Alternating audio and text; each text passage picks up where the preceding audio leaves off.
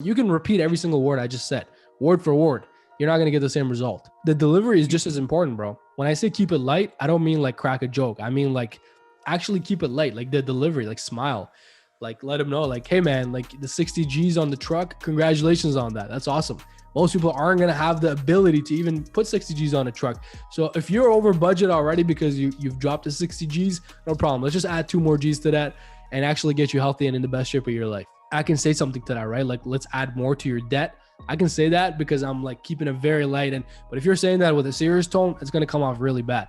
He's going to be like, so you're telling me to take on more debt. All right, I'm getting off this call. Like, it's going to come off the same message, same words would come off completely different, right?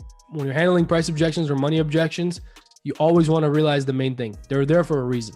They're giving you these objections is because why are they there in the first place? Why are they on 2 calls with you, right? They're there for a reason. So just always keep that in mind, meaning you keeping yourself open-minded to the fact that this could be a deal.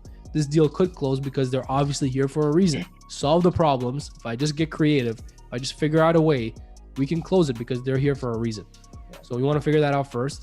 Then you want to isolate it to see if they're not sold on you or the program, or they're not sold on the pricing and they don't want to pay that much, or they think it's not worth the price.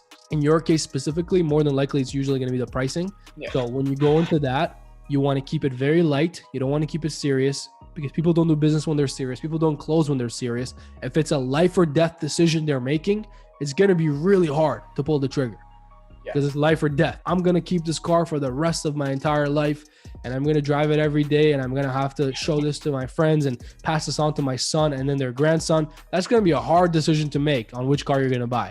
But if you keep it light and, hey man, you know, this is just another decision you got to make today. Which one is it going to be? Let's move on with it. This one's beautiful. That one's beautiful. Personally, I will do this one. Which one do you want? All right, I'll take this car.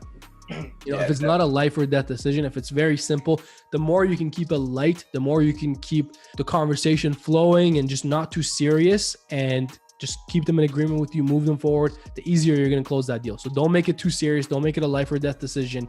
Make sure you build rapport with them where you're smiling, you're acknowledging them, you're delivering this with confidence, but also with a great attitude. You know, that's why the attitude is so important.